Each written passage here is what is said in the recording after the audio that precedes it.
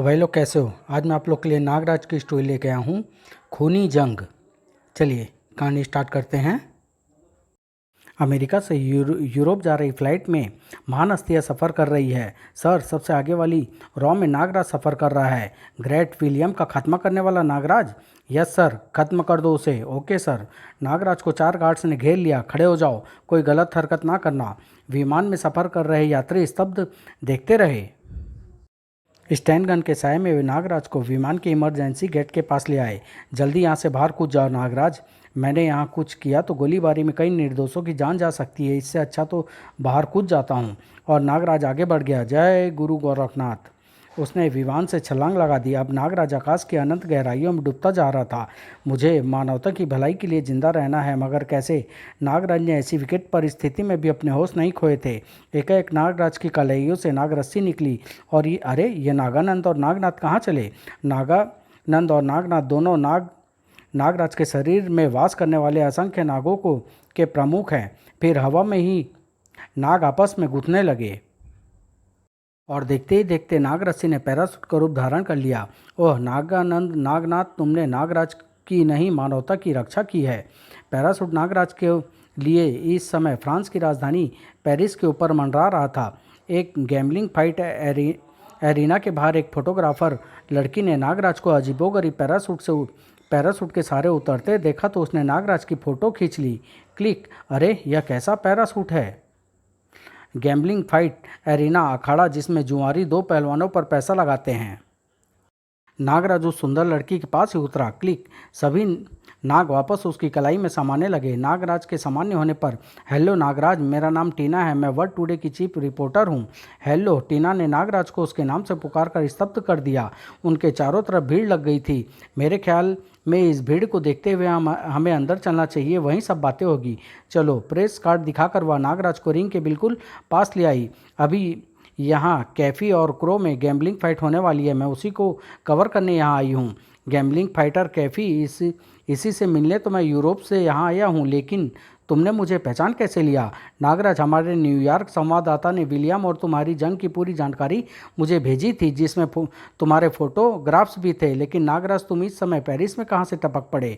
टीना, मैं यूरोप से। नागराज ने टीना को विमान में घटी सारी घटना सुना दी। ओह, इस दुनिया में कदम कदम पर तुम्हारे दुश्मन मौजूद है, दोस्त भी तो हैं, और लगता है फाइट भी अब शुरू होने वाली है। कैफ़ी और क्रो रिंग में उतर चुके थे। कैफ़ी कैफ़ी कैफ़ी, लगता है कैफ़ी काफ़ी लोकप्रिय है यहाँ। हाँ, पेरिस में इससे बड़ा फाइटर कोई नहीं है। फाइट शुरू हो गई। लड़ तो बच्चे की तरह रहा है, देखना जीतेगा वही। 2 राउंड बाद प्रतियोगिता कैफ़ी की जीत पर खत्म हुई। Kaifi the winner. देखो, मैंने कहा था ना, कैफ़ी ही जीतेगा। हाँ, तुमने ठीक कहा था। कैफ़ी कैफ़ी। दोनों एरिना से बाहर आ गए। मुझे कैफ़ी से मिलना है टीना। 1 घंटे बाद मैं तुम्हें उससे मिलवा दूंगी। 1 घंटे बाद दोनों कैफ़ी के ड्रेसिंग रूम में थे। हेलो कैफ़ी, मैं नागराज, मुबारक हो। Hello, thank you.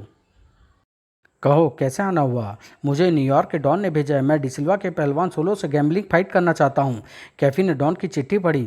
यह ठीक है नागराज कि तुम्हें महान डॉन ने भेजा है, लेकिन सोलो का मुकाबला यूरोप और अमेरिका में तो क्या पूरे विश्व में नहीं है, और फिर तुम्हारा नाम तो विख्यात पहलवानों में भी नहीं है। तुम पर पैसा कौन लगाएगा? सॉरी नागराज। कैफी, वैसे तो नागराज को किसी को अपनी योग्यता दिखाने की कोई ज़रूरत नहीं है, लेकिन तुम खुद एक पहलवान हो। आओ, दो हाथ हो जाए। मुझे मंजूर है, हाथ बढ़ाओ। नागराज ने जैसे ही कैफ़ी का हाथ पकड़ा, कैफ़ी ने उसे अपने ऊपर से उछाल दिया, लेकिन नागराज बड़ी कुशलता से कलाबाजी खाकर जमीन पर खड़ा हो गया। नागराज ने पलक झपकते ही पैंतरा बदलकर एक फ्लाइंग किक कैफ़ी की कमर पर जड़ दी। तड़ाक। आह। कैफ़ी दरवाज़ा तोड़ता हुआ बरामदे में जा गिरा। कैफ़ी उठकर अंदर आया। वाह, मानना पड़ेगा, डॉन ने किसी गलत आदमी को नहीं भेजा। उसने नागराज से हाथ मिलाया। तो तुम सोलो से फाइट अरेंज कर रहे हो? हाँ भाई, पेरिस के सूरवीर कैफ़ी को पछाड़ा है तुमने। अगले दिन नागराज, मेरी बात डिसिल्वा से फ़ोन पर हुई, वह शनिवार को मोंटे कार्लो से सोलो को लेकर यहाँ आएगा और फाइट रविवार को होगी। ओके कैफ़ी, अब रविवार को मिलेंगे एक खूनी जंग के लिए। नागराज कैफ़ी से विदा लेकर टीना से मिलने वर्ल्ड टुडे पहुंचा। 30 फ्रैंक्स मिस्टर नागराज। हैं? नागराज हैरान था कि टैक्सी ड्राइवर उसे कैसे जानता है। टैक्सी का किराया चुकाकर वह अंदर पहुंचा। मुझे चीफ रिपोर्टर मिस टीना से मिलना है। वह आप नागराज है ना? मिस टीना 9th floor room number 9 floor में बैठी है। नागराज परेशान सा एक्सप्रेस लिफ्ट पर सवार हुआ। 9th floor. Yes sir. 9th floor पर पहुंचकर लिफ्ट रुकी। सर कृपया ऑटोग्राफ दे दीजिए। क्या? लिफ्ट से निकलकर वह रूम नंबर 904 के सामने रुका। क्या हो गया है आज? जो मिलता है वही पहचान लेता है। नागराज ने दरवाजा को धकेला। अजीब सी खामोशी है यहाँ। नागराज, नागराज। अंदर एक बड़े हंगामे ने नागराज का स्वागत किया। नागराज, तालियां। हॉल में नागराज के स्वागतार्थ एक प्रेस कॉन्फ्रेंस का आयोजित किया गया था। नागराज, इनसे मिलो, हमारे समाचार पत्र के chief editor mister Howard. Hello. Hello. Daily planet के circulation manager mister Roberts. Hello. प्रॉप के chief reporter mister Kelson. Hello. Hello.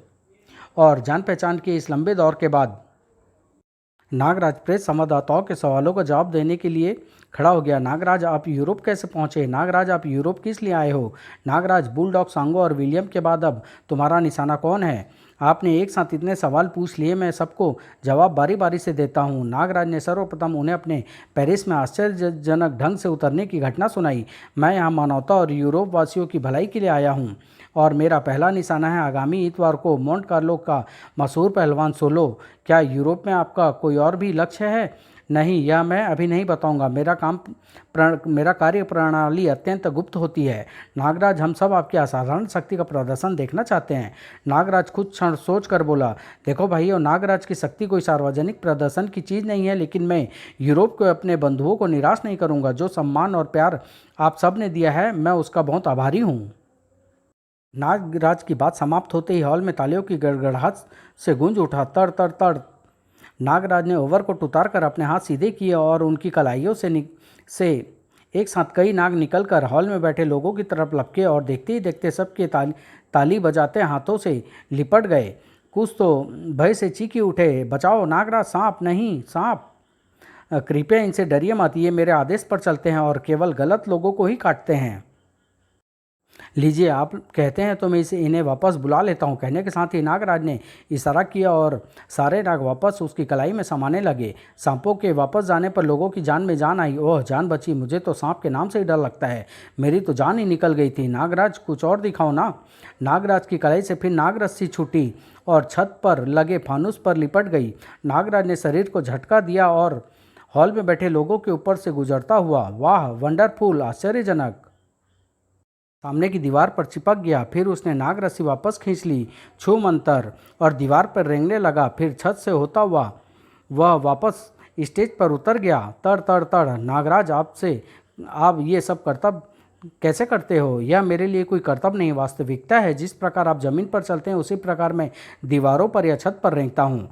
फिर वह कॉन्फ्रेंस समाप्त हो गई। सबके जाने के बाद नागराज टीना से बोला, टीना, मुझे एक बात नहीं समझ आती। आज पेरिस में जिससे भी मिला वह मुझे पहले से ही जानता था और अब यह प्रेस कॉन्फ्रेंस, इसका जवाब तुम्हें आज का अखबार देगा। अखबार पढ़कर नागराज को समझते देने लगी कि क्यों लोग उसे पहचान रहे थे और तुम्हारा मुझसे यहाँ मिलने का वादा था ही, इसलिए मैंने प्रेस कॉन्फ्रेंस बुला ली। ओह, अब समझ में आ गया। ओह नागराज, तुम नहीं जानते पेरिस में तुम्हारा कितना क्रेज है। इस न्यूज़ को पढ़ने के बाद हमारे ऑफिस में सुबह से हज़ारों फ़ोन आ चुके हैं और कल के अखबारों को देखना तहलका ही मचा देगा। टीना, परसों की फाइट में तुम जरूर आना। ओह नागराज, तुमने यह कहकर मुझे बहुत खुशी दी है। कुछ देर बाद चलो नागराज, अब घर चलें। चलो। रविवार की शाम बहुत गर्म थी। मौसम के कारण नहीं, नागराज और सोलो के बीच होने जा रही खूनी जंग के कारण आज होने वाली फाइट के टिकट सुबह काउंटर खुलते ही हाथों हाथ बिक गए थे। एरिना लोगों से ठसाठस भर चुका था। वहां उपस्थित भीड़ अपने हीरो सोलो के इंतजार में नारे लगा रही थी। वही यदा कदा नागराज का नाम भी दो चार लोगों की जुबान पर था। Nagraj, Nagraj, solo, solo, solo. कुछ क्षणों उपरांत नागराज एरिना में प्रविष्ट हुआ। टीना ने आगे बढ़कर उसका स्वागत किया। Best of luck Nagraj. Thank you टीना।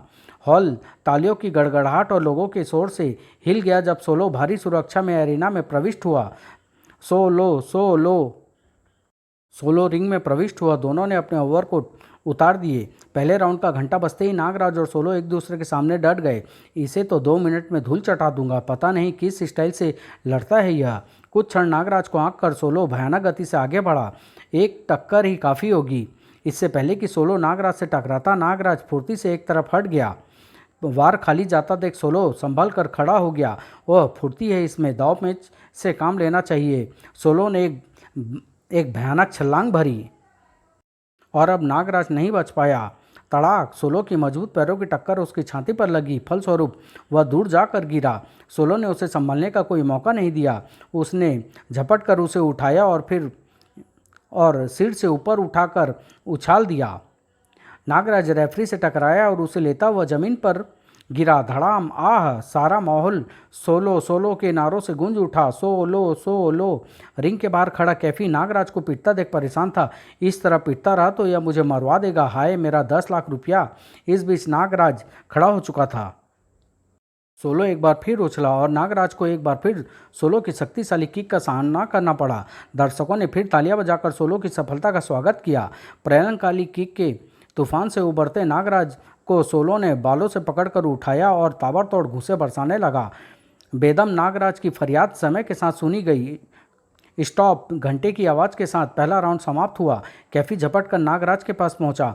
मरवा दिया तूने मुझे, लग गया मुझे चूना 10 लाख का। अगला राउंड तू नहीं जीत सकता, वह चाकूबाजी में माहिर है।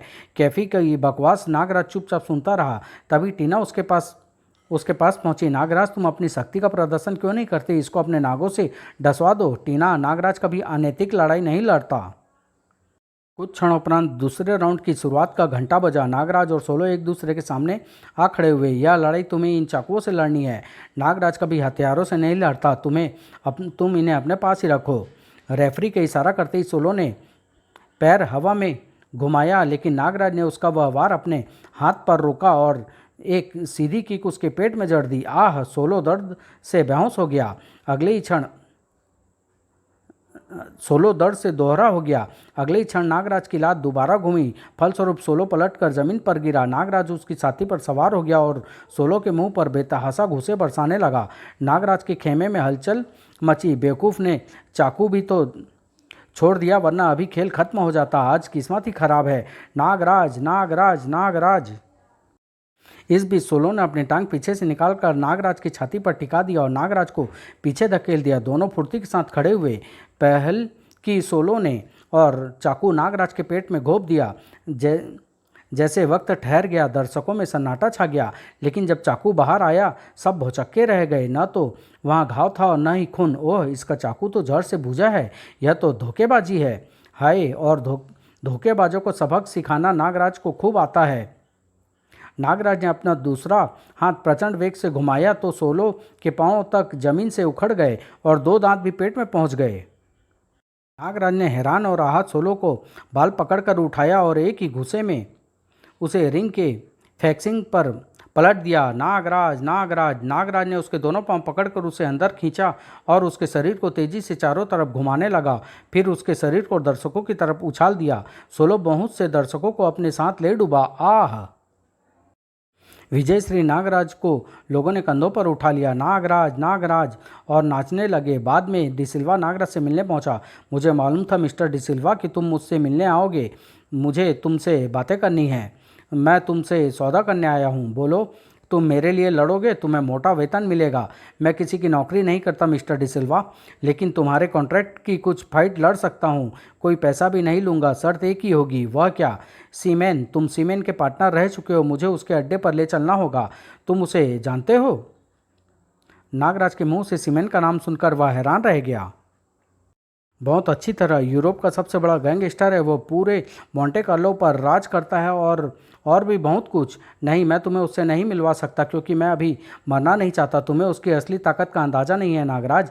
तो ठीक है, मोंटे कार्लो में अब तुम्हारा नहीं कैफ़ी का धंधा चलेगा और इसके साथ ही सारी दुनिया को यह भी मालूम हो जाएगा कि तुम्हारे पहलवान जहरीले चाकू इस्तेमाल करते हैं। क्या? तुम्हें कैसे मालूम? नागराज पर वैसे घटिया जहर असर नहीं डालते डिसिल्वा। बहुत देर सोचने के बाद डिसिल्वा बोला, ठीक है नागराज, मैं तुम्हें उसके अड्डे तक पहुंचाऊंगा, लेकिन मैं खुद सामने नहीं आऊँगा। ठीक है। रात को नागराज जब टीना से मिला, टीना, मैं कल सुबह ही डिसिल्वा के साथ मोंटे कार्लो जा रहा हूँ। वहाँ रहोगे कहाँ? होटल लावेला में बुकिंग हुई है, रूम नंबर 313। अपना ख्याल रखना नागराज। अगले दिन नागराज ने टीना से विदा ली। बाय नागराज, बाय टीना। और डिसिल्वा के साथ मोंटे कार्लो के लिए विमान पर सवार हो गया। लीजिए सर, आपके लिए दूध। धन्यवाद। शीघ्र ही विमान मोंटे कार्लो के एयरपोर्ट पर उतरा। नागराज और डिसिल्वा होटल जाने के लिए एक टैक्सी पर सवार हो गए। नागराज, आगे जो कार जा रही है यहाँ के एक मिनिस्टर की है। अभी डिसिल्वा ने अपने शब्द पूरे भी नहीं किए थे कि आगे वाला काफिला एक भयानक विस्फोट में उड़ गया। भड़ाम! नागराज, यह बम विस्फोट बारूदी सुरंग का था और निश्चित ही सीमेंट का कराया हुआ था। ड्राइवर ने टैक्सी रोकी और मोड़कर दूसरी सड़क पर डाल दी। हाँ, मुझे पता लगा है कि वह बारूदी सुरंग का विशेषज्ञ है और आतंकवादियों को इसकी ट्रेनिंग देता है। कुछ ही देर बाद टैक्सी होटल लॉबेला के बाहर रुकी। तुम तो उसके बारे में बहुत कुछ जानते हो। हाँ नागराज, तुम अंदर चलो, मैं तुमसे कल मिलूंगा। ठीक है। नागराज से विदा लेकर डिसिल्वा एक और बढ़ गया। मोंटे कार्लो की भीड़ भरी सड़कों को रोनता हुआ मोंटे कार्लो का तूफान हंटर अपनी 6 सिलेंडर मोटरसाइकिल पर उड़ा चला जा रहा था। आह भागो, हंटर आ गया। बचो, हंटर आ रहा है। Hunter, Hunter! उसकी मोटरसाइकिल के हॉर्न की विशेष आवाज़ से गाड़ियों उसे यूं रास्ता दे रही थी। तूफान की तेज़ी से जब वह रेड ब्रिज की तरफ बढ़ रहा था, अचानक हंटर ने ब्रेक लगाई, किंतु बाइक कारों से टकराई गई। हंटर मोटरसाइकिल से उतरकर कार के पास पहुंचा। उसने कार को ड्राइवर समेत उठाया, बचाओ बचाओ, और पुल से नीचे उछाल दिया। दूसरी कार भी इसी प्रकार नदी में समा गई। मच्छर हंटर के रास्ते में कहाँ से आ जाते हैं। तत्पश्चात हंटर ने मोटरसाइकिल उठाई और सवार होकर आगे बढ़ चला। इधर होटल लाबेला में नागराज कॉफ़ी शॉप में बैठा दूध पी रहा था। तभी बुरे वक्त ने होटल को आ घेरा और हंटर होटल के शीशे तोड़ता हुआ अंदर घुस गया। बता, नागराज कहाँ है? नागराज वहाँ। हंटर ने रिसेप्शनिस्ट को उठाया, ओह, और कॉफ़ी शॉप के शीशे के दरवाजे पर दे मारा। छनाक! और तेजी से अंदर आ गया। नागराज, तेरी मौत आ गई है, खड़ा हो जा। किसी को खड़ा न होते देख हंटर क्रोधवश चिंगाड़ा। मैं पूछता हूँ, कौन है नागराज? जल्दी सामने आ जाए, वरना सबको मौत के घाट उतार दूंगा। सबको चुप देख वह आगे बढ़ा। बोल बे, क्या तू है नागराज? नहीं। क्यों बे, तुम में से कोई? आह! और दोनों ही स्वर्ग सिधार गए। इससे पहले कि हंटर चौथे व्यक्ति की ओर हाथ बढ़ा था, ठहरो, एक नाग उसके हाथ पर से लिपट गया। वह नागराज की तरफ घुमा। जिसकी तुम्हें तलाश है वह मैं हूँ, नागराज। इस बीच नाग हंटर को छोड़कर नागराज की कलाई में पहुंच चुका था। इसके साथ ही नागराज ने छलांग लगाई। अगले ही पल नागराज ने संभल कर हंटर पर अपने ताकतवर घुसे बरसाने शुरू कर दिए। हाय, इस पर तो कोई असर नहीं हो रहा, हा हा हा।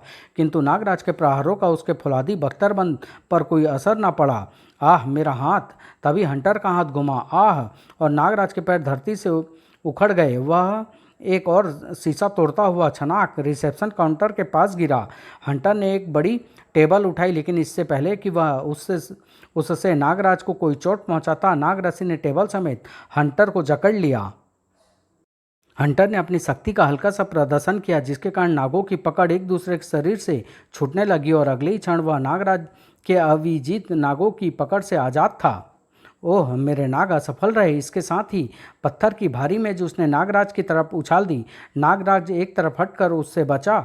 उसने पास रखा टीवी उठाया और उछलकर पास आते हंटर के सिर पर दे मारा। और जब हंटर ने टीवी सिर से निकाला, कहाँ गया कायर? नागराज वहाँ कहीं ना था। क्या नागराज हंटर से डरकर भाग गया? सीमेन कौन था? क्या नागराज और सीमेन का टकराव हो सका? नागराज को हवाई जहाज से मौत के मुंह में गिराने वाला कौन था? नागराज एवं उसके नागों के हर पृष्ठ पर मनोरंजन करने वाला कारनामों के लिए नेक्स्ट भाग का इंतजार करिए। प्रलयंकारी नागराज। समाप्त।